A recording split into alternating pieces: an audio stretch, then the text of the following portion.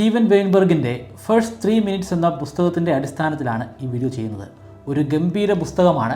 ഒരു സിനിമ കാണുന്ന ലാഘവത്തോടു കൂടി നമുക്ക് ആ പുസ്തകം വായിച്ചു തീർക്കാം. ഒരുപാട് അറിവുകളും കിട്ടും. ഡിസ്ക്രിപ്ഷനിലും ഫസ്റ്റ് കമൻറ്റിലും ഞാൻ പുസ്തകത്തിൻ്റെ ലിങ്ക് കൊടുക്കുന്നുണ്ട്. താല്പര്യമുള്ളവർക്ക് പരിശോധിക്കാം. ബിഗ് ബാങ്ങിന് ശേഷമുള്ള ആദ്യത്തെ 3 മിനിറ്റുകൾ പ്രപഞ്ചത്തിൽ എന്തൊക്കെ സംഭവ വികാസങ്ങളാണ് സംഭവിച്ചതെന്നാണ് ഈ വീഡിയോയിലൂടെ ഞാൻ അവതരിപ്പിക്കാൻ പോകുന്നത്. പക്ഷേ ഇത് നമുക്ക് ടൈം ഈസ് ഈക്വൽ ടു 0 അല്ലെങ്കിൽ 0 ടൈം മുതൽ പറഞ്ഞു തുടങ്ങാൻ സാധിക്കില്ല. 0 ടൈം എന്ന് പറയുമ്പോൾ സിംഗുലാരിറ്റിയാണ് പ്രപഞ്ചം. ഈ കാണുന്ന സകല പദാർത്ഥങ്ങളും സകല ഊർജ്ജങ്ങളും വെറും ഒരു സിംഗുലാരിറ്റി പോയിന്റിൽ മാത്രമാണുള്ളത്. ആ സമയത്തെ താപനില ഇൻഫൈനൈറ്റ് ആണ്. അവിടെ എന്താണ് സംഭവിച്ചതെന്ന് നിലവിൽ നമുക്ക് പറയാൻ സാധിക്കുകയില്ല. ബിഗ് ബാങ്ങിന് ശേഷം 1 സെക്കൻഡിൻ്റെ 100 സമയത്ത് സംഭവിച്ചിട്ടുള്ള കാര്യങ്ങൾ മുതലാണ് ഞാൻ പറഞ്ഞു തുടങ്ങുന്നത്. അതിനു മുൻപ് ഒരുപാട് സമയങ്ങളുണ്ട്. വളരെ ചെറിയ ഡ്യൂറേഷൻ ആണെങ്കിൽ പോലും ഒരുപാട് സംഭവങ്ങൾ നടക്കുന്നുണ്ട്. പക്ഷേ അതൊക്കെ വിശദീകരിക്കാൻ വളരെയധികം പ്രയാസമാണ്. ഉദാഹരണത്തിന് 100 സെക്കൻഡിന് മുൻപുള്ള പ്രപഞ്ചത്തിൻ്റെ ഒരു ഘട്ടത്തിൽ പ്രപഞ്ചത്തിൻ്റെ മൊത്തം താപനില 15 ലക്ഷം കോടി കെൽവിനാണ്. അത്രയും ഉയർന്ന താപനിലയിൽ അവിടെ പദാർത്ഥങ്ങളായിട്ട് പൈ മീസോൺസിനെ മാത്രമാണ് നമുക്ക് കാണാൻ സാധിക്കുക.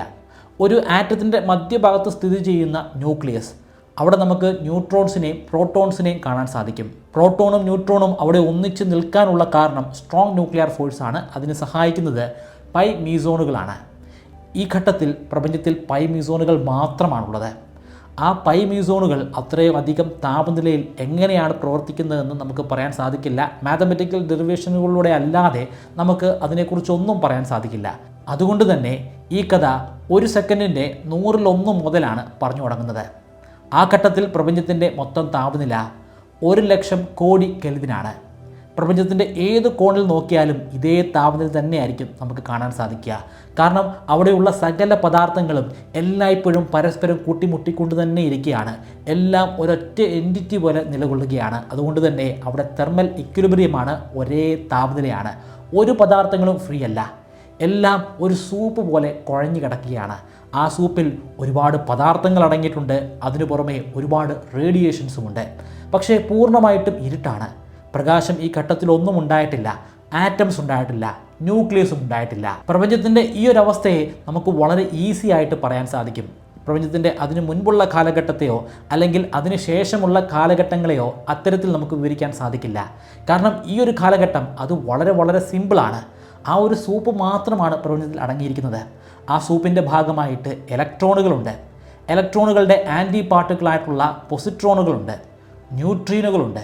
ന്യൂട്രീനുകളുടെ ആൻറ്റി പാർട്ടിക്കിളായിട്ടുള്ള ആൻറ്റി ന്യൂട്രീനുകളുണ്ട്.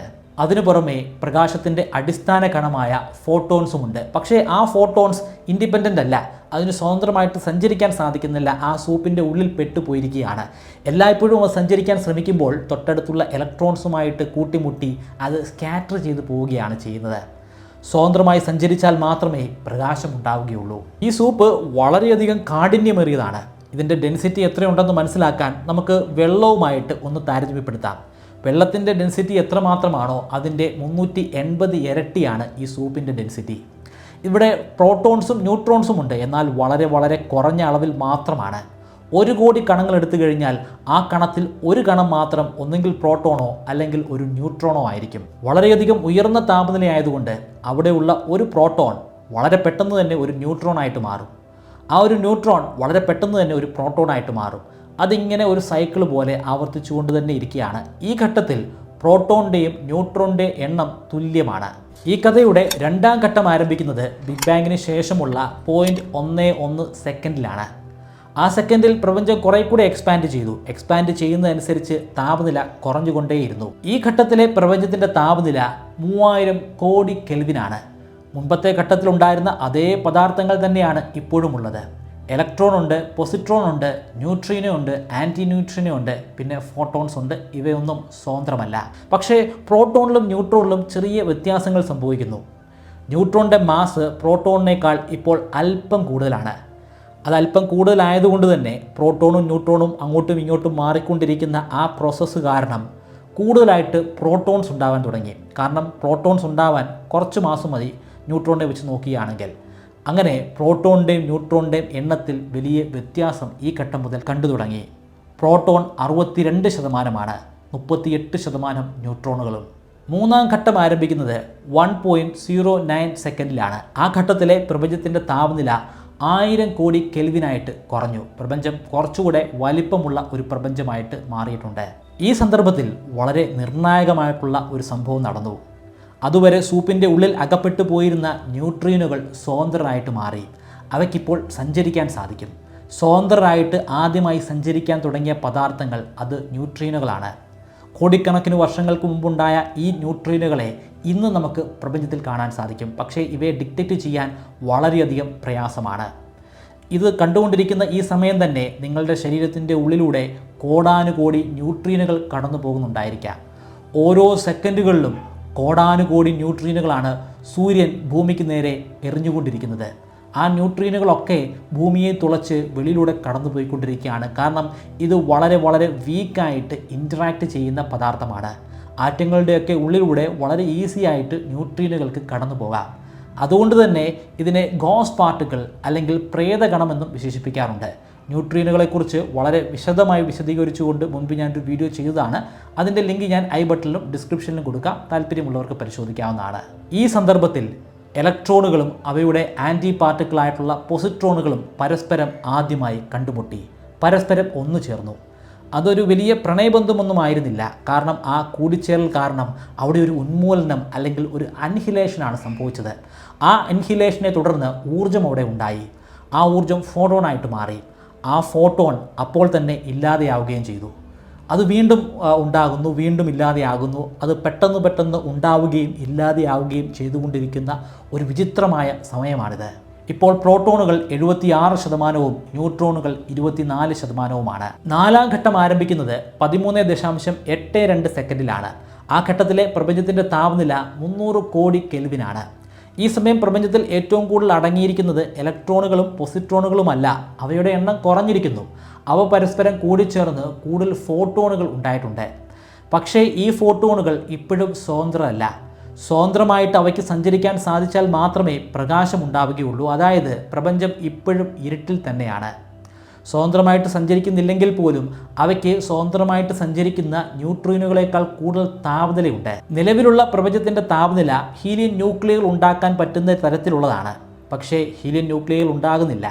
ഹീലിയം ന്യൂക്ലിയകൾ ഉണ്ടാകണമെങ്കിൽ ആദ്യം ഡ്യൂറ്റീരിയം ഉണ്ടാകണം. ഡ്യൂറ്റീരിയം എന്ന് പറയുന്നത് ഹൈഡ്രജൻ്റെ ഒരു ഐസോട്ടോപ്പാണ്. അതിൽ ഒരു പ്രോട്ടോണും ഒരു ന്യൂട്രോണും ഉണ്ട്. ന്യൂക്ലിയൈ മാത്രമാണ്. ആ ഒരു ന്യൂക്ലിയൈ ഉണ്ടായാൽ മാത്രമേ ഇനി ഹീലിയം ഉണ്ടാവുകയുള്ളൂ. പക്ഷേ ഇത് രണ്ടും പരസ്പരം കൂടിച്ചേരാനായിട്ട് ശ്രമിക്കുന്ന സമയത്ത് തന്നെ അത് വിഘടിച്ചു പോകുന്നു. കാരണം ഇവയുടെ ബൈൻഡിങ് എനർജി കുറവാണ്. ഉയർന്ന താപനിലയിൽ അതിനൊരിക്കലും ഒന്നിക്കാൻ സാധിക്കില്ല. താപനില ഇനിയും കുറയണം. ഈ ഒരു പ്രോബ്ലത്തെയാണ് നമ്മൾ ഡ്യൂറ്റീരിയം ബോട്ടിൽ നെക്ക് പ്രോബ്ലം എന്ന് പറയുന്നത്. നിലവിൽ പ്രോട്ടോണുകൾ 83%, ന്യൂട്രോണുകൾ 17%. അഞ്ചാം ഘട്ടം ആരംഭിക്കുന്നത് 3 മിനിറ്റ് 2 സെക്കൻഡിലാണ്. ആ സമയത്തെ പ്രപഞ്ചത്തിൻ്റെ താപനില 100 കോടി കെൽവിനാണ്. ഈ സമയത്ത് ഇലക്ട്രോണുകളും പൊസിട്രോണുകളും അപ്രത്യക്ഷമായി. കൂടുതലായിട്ട് ഇപ്പോൾ പ്രപഞ്ചത്തിലുള്ളത് ഫോട്ടോണുകളും ന്യൂട്രീനുകളും ആൻറ്റി ന്യൂട്രീനുകളുമാണ്. ഇപ്പോഴും ഫോട്ടോണുകൾ സ്വതന്ത്രമായിട്ടില്ല. കൂടാതെ ഒരു ഡ്യൂറ്റീരിയം ഉണ്ടാകുന്നുമില്ല. അതിനിനിയും താപനില കുറയണം. അതായത് ഡ്യൂറ്റീരിയം ബോട്ടിൽ നെക്ക് പ്രോബ്ലം ഇപ്പോഴുമുണ്ട്. ന്യൂട്രോണുകൾ റേഡിയോ ആക്റ്റീവ് ഡീക്കേയിലൂടെ കൂടുതൽ പ്രോട്ടോണുകളായിട്ട് മാറുന്നു. പ്രോട്ടോണുകളുടെ എണ്ണം 86%, ന്യൂട്രോണുകളുടെ എണ്ണം 14%. ആറാം ഘട്ടം ആരംഭിക്കുന്നത് 3 മിനിറ്റ് 46 സെക്കൻഡിലാണ്. ആ ഘട്ടത്തിലെ പ്രപഞ്ചത്തിൻ്റെ താപനില 90 കോടി കെൽവിനാണ്. ഈ താപനില ആയപ്പോഴേക്കും ന്യൂട്രോണിനും പ്രോട്ടോണിനും പരസ്പരം കൂടിച്ചേർന്ന് ഒരൊറ്റ ന്യൂക്ലിയൈ ആകാനുള്ള ഒരു അവസരം കിട്ടി. അങ്ങനെ ചരിത്രത്തിൽ ആദ്യമായി ഒരു ന്യൂക്ലിയൈ അല്ലെങ്കിൽ ഒരു ന്യൂക്ലിയസ് ഉണ്ടായി. അങ്ങനെ ഉണ്ടായ ന്യൂക്ലിയസ് ആണ് ഡ്യൂറ്റീരിയം. ഒരു ന്യൂട്രോണും ഒരു പ്രോട്ടോണും. ഡ്യൂറ്റീരിയം ഉണ്ടായിക്കഴിഞ്ഞപ്പോൾ ഡ്യൂറ്റീരിയം ബോട്ടിൽ നെക്ക് പ്രോബ്ലം എന്ന പ്രോബ്ലം തന്നെ ഇല്ലാതെയായി. ഇനി കുറച്ചുകൂടെ ഭാരമുള്ള ന്യൂക്ലിയൈ ഉണ്ടാവാം. ആദ്യമായി ഉണ്ടാകുന്നത് ഹീലിയം 4 എന്ന ന്യൂക്ലിയൈ ആണ്. അതിൽ 2 പ്രോട്ടോണുകളും 2 ന്യൂട്രോണുകളുമാണുള്ളത്. പ്രോട്ടോണുകളുടെ എണ്ണം 1% വർദ്ധിച്ച് 87%-ലെത്തി. ന്യൂട്രോണുകളുടെ എണ്ണം 13%. നിലവിൽ സ്വതന്ത്രമായി നിൽക്കുന്ന ഒരു ന്യൂട്രോണുകൾ പോലുമില്ല. ഒന്നാമത്തെ കാരണം ന്യൂട്രോണുകളുടെ എണ്ണം ഇപ്പോൾ വളരെ വളരെ കുറവാണ്. ഉള്ള ന്യൂട്രോണുകൾ തന്നെ മറ്റ് പ്രോട്ടോണുകളുമായിട്ട് കൂടിച്ചേർന്ന് ഹീലിയം 4 ന്യൂക്ലിയൈ മാറിയിരിക്കുന്നു. പ്രപഞ്ചത്തിൽ ഇപ്പോൾ മൊത്തം അടങ്ങിയിരിക്കുന്ന പദാർത്ഥങ്ങൾ 26% ഹീലിയം ന്യൂക്ലിയകളാണ്. അവശേഷിക്കുന്ന 74% പ്രോട്ടോൺ അല്ലെങ്കിൽ ഹൈഡ്രജൻ ന്യൂക്ലിയാണ്. അതിൽ ഒരു പ്രോട്ടോൺ മാത്രമേ ഉള്ളൂ, ന്യൂട്രോൺ ഒന്നും തന്നെ അടങ്ങിയിട്ടില്ല. ഇപ്പോൾ പ്രപഞ്ചത്തിലെ ആദ്യത്തെ നക്ഷത്രം ഉണ്ടാവാനുള്ള സകല കമ്പോണൻസും തയ്യാറായി കഴിഞ്ഞിരിക്കുന്നു. ആദ്യത്തെ നക്ഷത്രം ഉണ്ടാകും, അതിനുശേഷം ആദ്യത്തെ ഗാലക്സി ഉണ്ടാകും. ഇതിനു മുൻപ് വളരെ വിചിത്രമായിട്ടുള്ള മറ്റൊരു പ്രതിഭാസം സംഭവിക്കുന്നു. ആദ്യമായി ഒരു ആറ്റം ഉണ്ടാകുന്നു. ഇതിനു മുമ്പ് പറഞ്ഞതെല്ലാം ന്യൂക്ലിയകളാണ്, അതായത് അതിൻ്റെ ഉള്ളിൽ ഇലക്ട്രോൺ എത്തിയിട്ടില്ല. 7 ലക്ഷം വർഷം കഴിഞ്ഞപ്പോൾ ഇലക്ട്രോൺ ആദ്യമായി ഒരു ന്യൂക്ലിയസുമായി കൂടിച്ചേർന്ന് ആദ്യത്തെ ആറ്റം ഉണ്ടായി.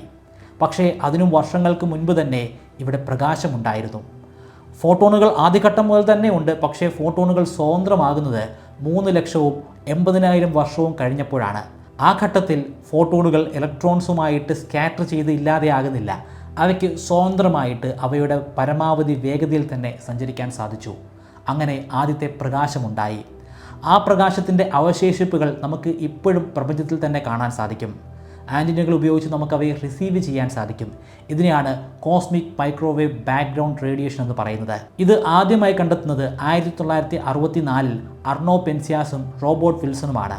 പിന്നീട് 1974 ഇവർക്ക് 2 പേർക്കും നൊബേൽ പുരസ്കാരവും ലഭിച്ചു. ബിഗ് ബാങ്ങിൻ്റെ ഏറ്റവും വലിയ പ്രൂഫാണ് കോസ്മിക് മൈക്രോവേവ് ബാക്ക്ഗ്രൗണ്ട് റേഡിയേഷൻ. ഇത്തരത്തിൽ അനവധി പ്രൂഫുകൾ വേറെയുമുണ്ട്.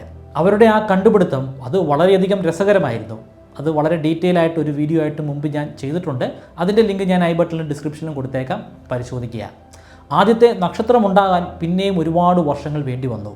10 കോടി വർഷത്തിനും 20 കോടി വർഷത്തിനും ഇടയിൽ എപ്പോഴോ ആണ് ആദ്യത്തെ നക്ഷത്രം ഉണ്ടാകുന്നത്. പിന്നീട് ആദ്യത്തെ ഗാലക്സി ഉണ്ടാകുന്നത് കുറേ കൂടെ വർഷം കഴിഞ്ഞിട്ടാണ്. 30 കോടി വർഷത്തിനും 50 കോടി വർഷത്തിനും ഇടയിലുള്ള കാലഘട്ടം. തംബ്നെയിലിൽ സൂചിപ്പിച്ചതുപോലെ ആ കാലഘട്ടത്തിലേക്കൊന്നും ഞാൻ വളരെ ഡീറ്റെയിൽ ആയിട്ട് പോകുന്നില്ല. മുൻപ് വളരെ വിശദമായി തന്നെ ബിഗ് ബാങ്ങിനെ കുറിച്ചും അതിനുശേഷം നടന്ന പ്രക്രിയകളെക്കുറിച്ചും ഒരു വീഡിയോ ഞാൻ ചെയ്തിട്ടുണ്ടായിരുന്നു. അതിൻ്റെ ലിങ്ക് ഞാൻ കൂട്ടിച്ചേർത്തേക്കാം, ഐ ബട്ടണിൽ കൊടുക്കുന്നുണ്ട്, ഡിസ്ക്രിപ്ഷനിലും കൊടുക്കുന്നുണ്ട്. ഈ വീഡിയോ നിങ്ങൾക്ക് ഇഷ്ടപ്പെട്ടെങ്കിൽ ലൈക്ക് ചെയ്യുക. ഇത്തരത്തിലുള്ള വീഡിയോകൾ കാണാൻ താല്പര്യമുള്ളവർക്ക് വേണ്ടി ഇതൊന്ന് ഷെയർ ചെയ്ത് കൊടുക്കുക. നിങ്ങൾക്ക് ഞാനൊരു 25 മെമ്മറി ട്രിക്കുകൾ പറഞ്ഞു തരാം. ആ ട്രിക്കുകൾ ഉപയോഗിച്ച് എത്ര കടുകട്ടിയായിട്ടുള്ള വിഷയങ്ങളും വളരെ ഈസി ആയിട്ട് നിങ്ങൾക്ക് പഠിക്കാനും ദീർഘനാളത്തേക്ക് നിങ്ങളുടെ ഓർമ്മശക്തിയിൽ സൂക്ഷിച്ചു വെക്കാനും സാധിക്കുന്നതാണ്.